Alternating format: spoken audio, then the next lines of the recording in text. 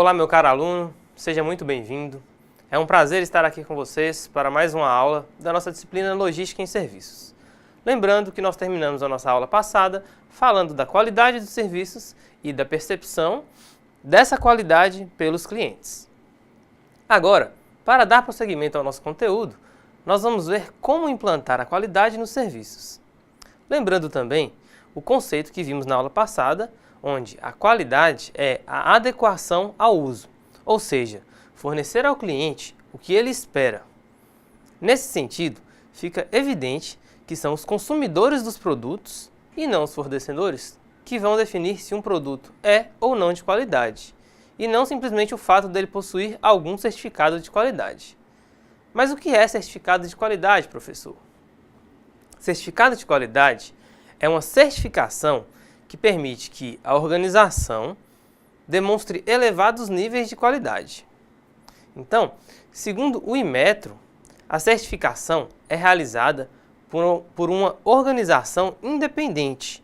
Ela é acreditada pelo Inmetro para executar a avaliação de conformidade de um ou mais objetos. Ao acreditar um organismo de certificação, o Inmetro reconhece competente para avaliar o objeto, com base em regras pré-estabelecidas. Beleza? E dependendo do produto, do processo produtivo, das características da matéria-prima, de aspectos econômicos e do nível de confiança necessário, entre outros fatores, é que determina-se o modelo de certificação a ser utilizado. Deem uma olhada depois no site do Inmetro para reconhecer melhor as certificações. Lá vocês vão poder ver os tipos de aplicações de certificações existentes. Só para vocês se situarem melhor, um exemplo que todos já ouviram falar são as ISOs, tipo ISO 9001, etc. O endereço lá é www.inmetro.gov.br/qualidade/certificação. Então, retomando o raciocínio, não basta simplesmente o serviço possuir certificado de qualidade, pois no fim, quem define se um produto apresentou qualidade ou não é o próprio cliente. Mas e quando pensamos em serviços logísticos? Como avaliar a qualidade? Na área de transporte, podemos citar como exemplo a velocidade, a frequência, capacidade de carga, disponibilidade, confiabilidade, custos, entre outros fatores. E para implementar o processo de qualidade, existem 4 diferentes maneiras. Vamos ver essas maneiras. Basicamente, as 4 formas de se implementar um processo de qualidade são através de pesquisa com os clientes, da cultura organizacional orientada para a qualidade, do treinamento, da comunicação. Vamos ver detalhadamente cada uma delas. Então, primeiramente, temos as pesquisas com os clientes. Para Las Casas, 2007, as empresas que são voltadas aos clientes devem priorizar as pesquisas, uma vez que, para implementar a qualidade, pesquisar é uma necessidade, pois a pesquisa com os consumidores visa entender as suas necessidades e desejos, para então buscar atendê-los. Na verdade, para o autor, essa busca de um relacionamento com o consumidor, interrogá-lo sobre suas necessidades e depois desejos, níveis de satisfação e insatisfação, representam uma obrigação dos gestores da organização. Como exemplo, hoje, em vários serviços já existem sistemas de avaliação via telefone. Por exemplo, nas operações de telefonia ou bancos, quando você precisa resolver algo por telefone. Normalmente, há uma mensagem que pede para que não desligue o telefone ao final do atendimento, para que você possa avaliá-lo. Ou ainda um serviço de entrega, ter o produto ou serviço prestado no momento certo, no lugar certo, são indicativos importantes de qualidade. A segunda maneira de implementar a qualidade é através da cultura orientada para a qualidade. Busca a padronização e melhoria dos processos por meio do comprometimento de todos os funcionários para a filosofia de melhoria contínua. A melhoria contínua, também conhecida como Kaizen, é uma palavra de origem japonesa, onde o Kai significa mudar e Zen significa para melhor. Porém, a tradução expressa melhor o significado dessa filosofia é melhoria contínua. Então, a partir desse método, a importância da qualidade deve ser reconhecida e estimulada na cultura organizacional, como condição de sobrevivência da própria organização. Segundo Las Casas, o sucesso dessa prática está condicionado a 5 fatores, que são a promoção de um objetivo comum, o investimento na qualificação dos funcionários, o incentivo ao trabalho em equipe, o compromisso com a qualidade em todos os níveis e o permanente controle da qualidade. Através desses passos, se caminha para a melhoria na qualidade. A próxima maneira de implementar processos de qualidade é através de treinamento. Como já vimos em aulas anteriores, os serviços são altamente influenciados pelas pessoas responsáveis por eles, pelo seu humor, pela sua motivação, etc. E uma forma de minimizar os efeitos dessa dependência é através do treinamento, pois a partir dele, a organização é capaz de criar um ambiente que estimule e seja propício para o desenvolvimento de habilidades dos indivíduos.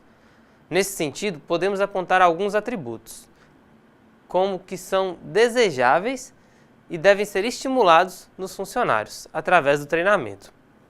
São eles a competência, os funcionários devem possuir experiência e os conhecimentos exigidos para a execução do serviço, a cortesia, ser amigáveis, respeitosos e ponderados, a credibilidade, transmitir credibilidade através de sua apresentação, a confiabilidade, saber desempenhar o serviço com consciência e segurança, a responsabilidade, responder rapidamente às solicitações dos clientes e, por fim, a comunicação, saber se comunicar com clareza para transmitir as informações corretamente. E a quarta e última maneira de implementar a qualidade é através da comunicação, pois de nada adianta a organização adotar os demais passos se não houver uma boa comunicação dentro da empresa. De maneira geral, a comunicação deve ser um norteador para o funcionário, para que o mesmo saiba a todo momento o que está fazendo, se está fazendo o correto e possa corrigir possíveis distorções. E para fechar esse assunto da qualidade, vamos falar um pouco dos nomes mais importantes dessa área, que é Joseph Juran. Juran foi um engenheiro romeno muito famoso no assunto da qualidade. Ele escreveu um livro chamado Manual do Controle da Qualidade em 1951 e virou uma personalidade mundial e para muitos é considerado o pai da qualidade. Além de definições e outras contribuições importantes, Juran desenvolveu a Trilogia da Qualidade, ou Trilogia de Juran, como é conhecida. Vamos ver. A Trilogia de Juran, ou Trilogia da Qualidade, ela é dividida em 3 partes, pelo nome, trilogia. Então são planejamento, controle e aperfeiçoamento. No planejamento, deve-se considerar a qualidade desejada e projetar meios para alcançá-la. A partir disso, identificar as necessidades dos clientes, projetar produtos adequados e planejar processos adequados aos produtos. Após a etapa de planejamento, vem a etapa de controle, que é onde se vai diagnosticar os erros ou acertos no processo. Como se faz isso? Avaliando o desempenho real na qualidade, comparando desempenhos com as metas e propondo ações corretivas quando necessário. Após o controle, tem-se o aperfeiçoamento, que é onde se vai propor patamares de qualidade cada vez mais altos. Como se fazer isto? Determinando o que é necessário para melhorar continuamente a qualidade, definindo projetos de melhoria e seus responsáveis e treinando, motivando e apoiando as equipes. Então essa, basicamente, é a trilogia de Juran. Bem, pessoal, com isso nós vimos a importância da qualidade em toda a oferta de bens e serviços. Agora, nós veremos como fazer a gestão da melhoria dos serviços e da rotina nas empresas. ou seja, como uma organização baseada em serviços pode melhorar os seus processos. Temos 3 exemplos de melhoria que uma empresa pode usar. O primeiro, nós falamos agora há pouco, que é a melhoria contínua, ou Kaizen. Temos ainda a padronização e a melhoria radical. Vamos analisar um gráfico que apresenta esses 3 modelos de melhoria. Então, pessoal, nós temos aqui um gráfico onde a gente vai analisar a melhoria dos serviços, a previsibilidade e competitividade. Nós temos aqui nesse gráfico o eixo Y, que representa o resultado, e o eixo X, que representa o tempo. No início, nós podemos ver que a empresa está no resultado 1 com o tempo 1. Qual o seu objetivo? Ela quer melhorar o seu resultado. Para isso, ela pretende chegar no resultado 2. Ela vai gastar um tempo que vai de 1 a 2. Então, nesse tempo, ela vai estar saindo do resultado 1 para chegar no resultado 2. A partir daí, ela já chegou no resultado que ela queria. Ela precisa se manter nesse resultado por um tempo, que é o tempo de estabilização. Então, ela vai ficar mais um tempo, que vai de 2 a 3, para se estabilizar. Novamente, ela sente uma necessidade de melhoria. Então, mais uma vez, ela vai sair de um ponto, onde ela estava, para um novo estado, que é o estado 3. A mesma coisa, ela vai gastar um tempo, de 3 a 4, que é o tempo de melhoria. Novamente, ela vai esperar um tempo, que é o tempo que ela vai se estabilizar, antes de perceber a necessidade de uma nova mudança. Porém, chegou aqui, ela viu que ela precisaria fazer uma mudança mais significativa, pois ela precisaria chegar no estado N, que é um estado mais distante do seu estado atual. Então, para se chegar a esse estado, a mudança tem que ser maior. Porém, o tempo que ela tem disponível continua sendo pequeno. Então, ela vai ter que fazer uma melhoria grande em um tempo pequeno. Esse processo é o processo que nós chamamos de melhoria radical, que é quando se faz uma grande mudança em um pequeno tempo. Então, beleza? Com isso, nós vimos os 3 tipos de melhoria possíveis nas empresas. Ao contrário das melhorias gradativas, que são mais fáceis de gerenciar, pois buscam melhorias mais suaves, sem grandes mudanças, as melhorias radicais inserem mudanças muito fortes, que geram impactos na nova forma de se realizar o serviço e geram estresse na equipe, são mais difíceis de ser gerenciadas, necessitam de um alto investimento. Então, é uma decisão importante para o futuro da empresa, optar por uma melhoria radical ou por processos de melhoria contínua. Não existe um mais certo ou um mais errado. Tudo depende da empresa, do momento, da real necessidade, da estrutura, entre outros fatores. E para implementar um processo de mudança, há alguns cuidados que devem ser tomados. Vamos analisar. Primeiro, pesquisar quais são as reais necessidades e desejos dos clientes atuais e potenciais. A seguir, estabelecer uma ordem de prioridades das necessidades e desejos, a partir dos dados da pesquisa. Depois, medir o desempenho do serviço prestado, através de uma pesquisa do nível de satisfação. Então, avaliar o que está sendo feito pela concorrência. E, por fim, realizar um planejamento para melhorar o atual resultado, ou seja, por meio de uma melhoria contínua ou, num caso extremo, por meio de uma melhoria radical. Albrecht define que a busca pela melhoria dos resultados e gerenciamento da rotina levarão a empresa a adotar a prática do benchmarking. O benchmarking é um processo que visa identificar as melhores práticas do mercado, ou seja, os melhores processos, práticas, ideias e procedimentos que são realizados por outras empresas e então adequá-las à sua empresa, visando um desempenho superior. Resumidamente, significa aprender no mercado. Então, uma das formas de se implementar a melhoria é aprendendo no mercado através do benchmarking. Além disso, é importante utilizar o feedback para saber o que o cliente almeja, não apenas achar que é algo que vai ser bom e pronto. O feedback fornece uma orientação dos funcionários sobre os seus resultados em relação ao planejado. Nos dias de hoje, a qualidade pode ser um diferencial competitivo, pois pode direcionar a empresa para uma nova mentalidade, a de gerar e agregar valor para os clientes como forma de alcançar o próprio objetivo. Com isso, fechamos o assunto de qualidade. E agora nós vamos falar sobre indicadores. E a primeira coisa que nós temos que entender é o que são esses tais indicadores. Os indicadores são instrumentos de gestão essenciais nas atividades de monitoramento e avaliação das organizações, assim como seus projetos, programas e políticas, pois permitem acompanhar o alcance das metas, identificar avanços, melhorias de qualidade, correção de problemas, necessidades de mudança, etc. Então, o primeiro ponto que devemos nos atentar é a definição dos objetivos estratégicos da organização. Quais as metas de desempenho ela planeja alcançar? Quais ações concretas ela deverá ter para alcançar o desempenho planejado?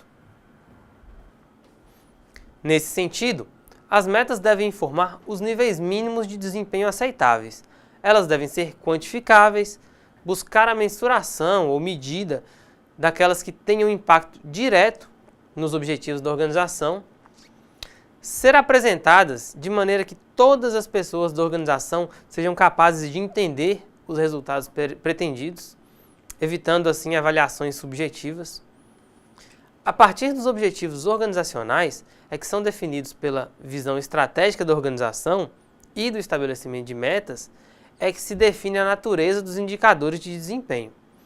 Portanto, o uso de indicadores serve de apoio para detectar as causas e os efeitos de uma ação, além de servir para avaliar seus resultados. Na prática, os indicadores podem ser agrupados em categorias que indicarão o grau de controle que a organização quer ter sobre eles.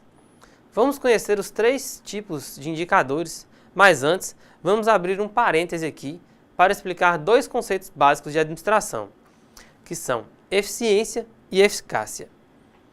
Segundo Peter Drucker, um dos maiores estudiosos da administração, a eficiência consiste em fazer certo as coisas. Fazer certo as coisas. E a eficácia em fazer as coisas certas. Como assim, professor?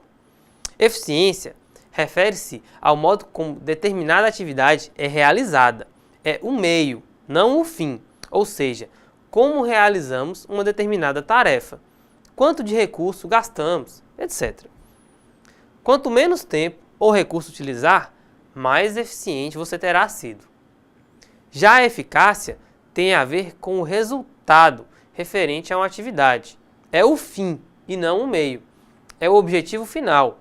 Seu objetivo é passar no concurso, você terá sido eficaz se realmente for aprovado no mesmo. Ok, pessoal? Se não tiver ficado claro esses conceitos, nos procurem nos fóruns, tira dúvidas, nós podemos nos aprofundar um pouco mais sobre esse assunto. Então, voltemos aos indicadores.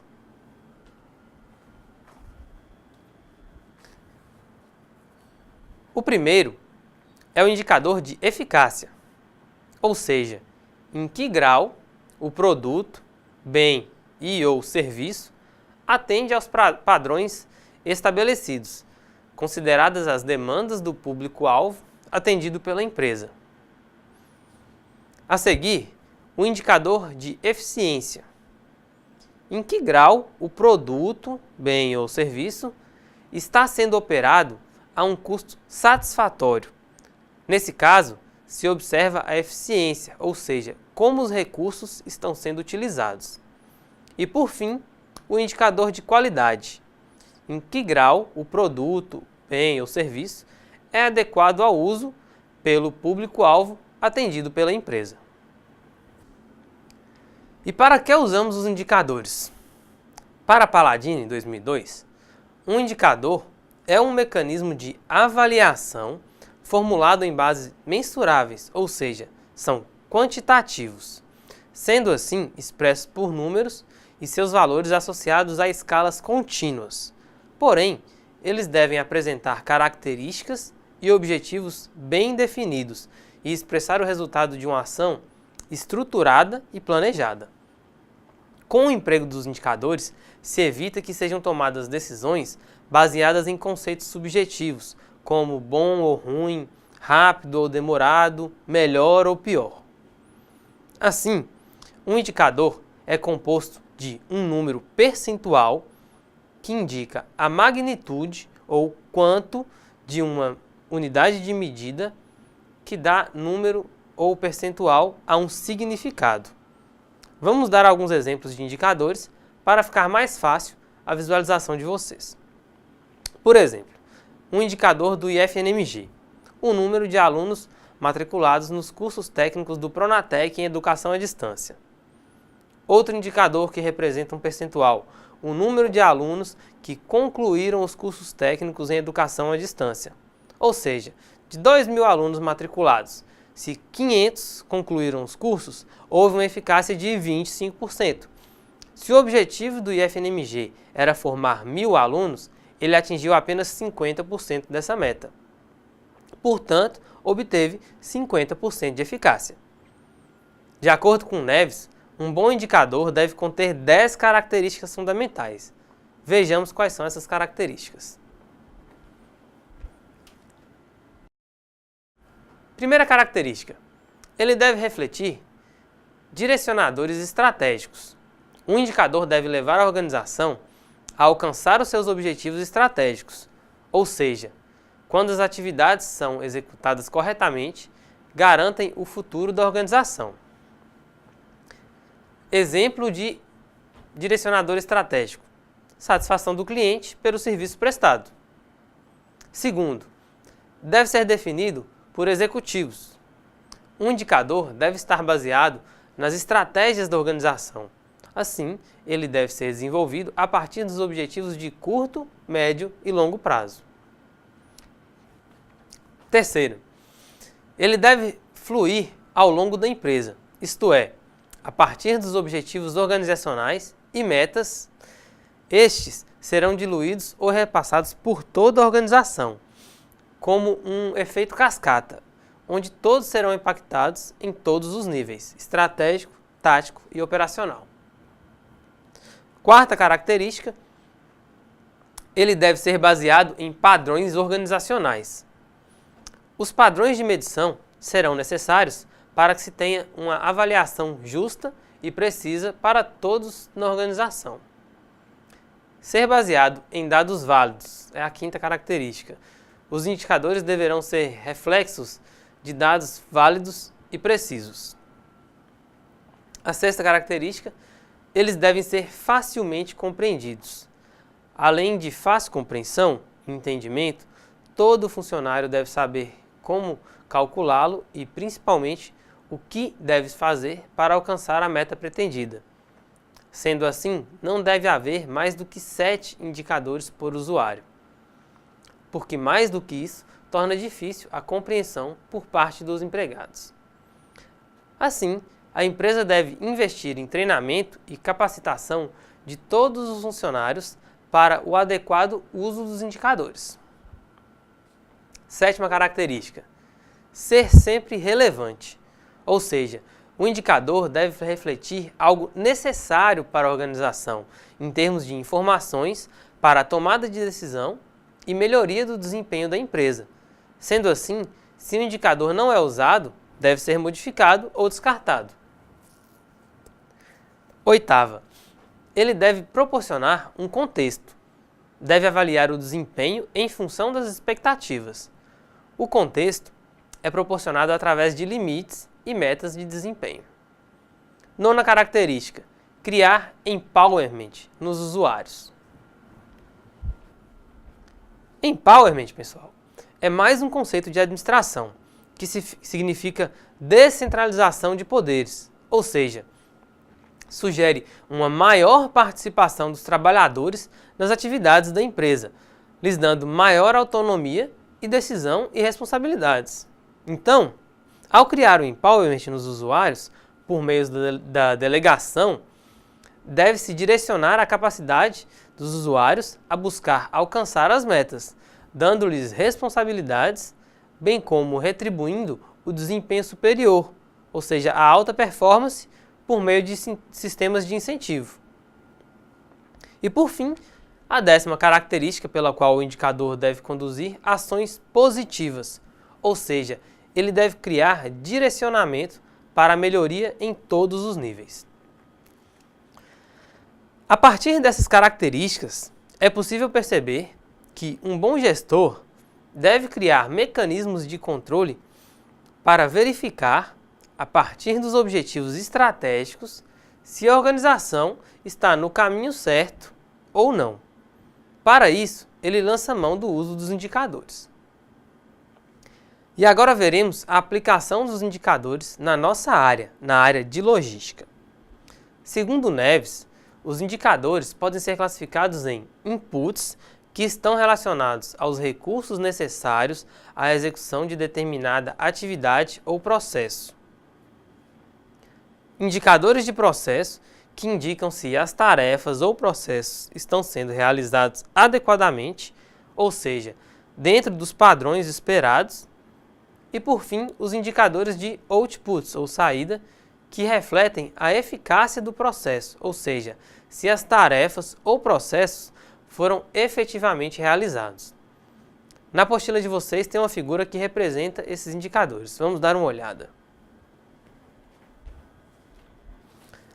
Como falamos, é possível identificar nessa imagem os 3 tipos de indicadores: inputs, processos e resultados ou outputs.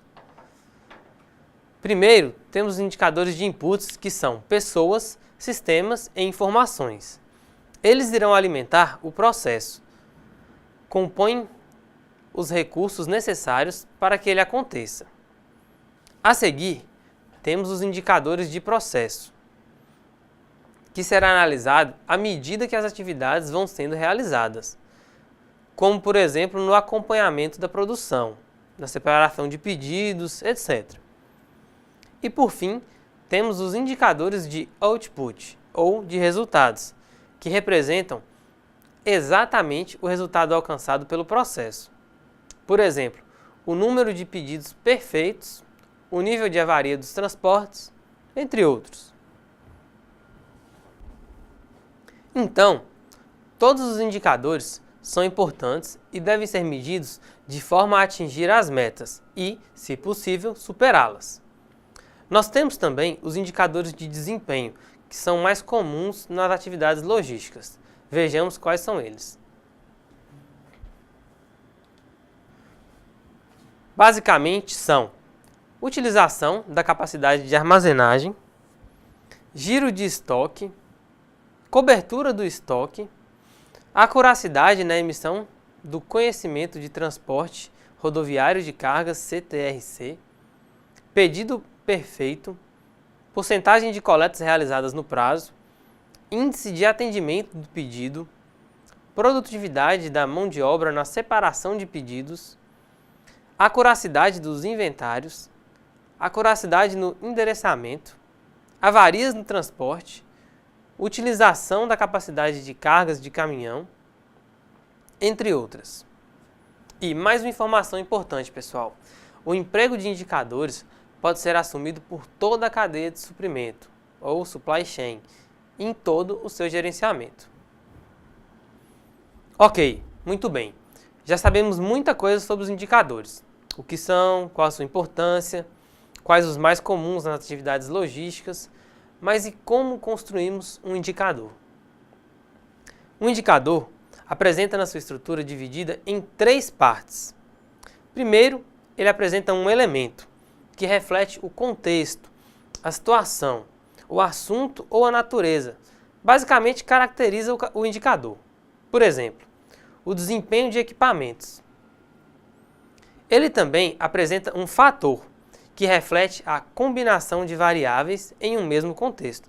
Por exemplo, a quantidade de peças produzidas por período.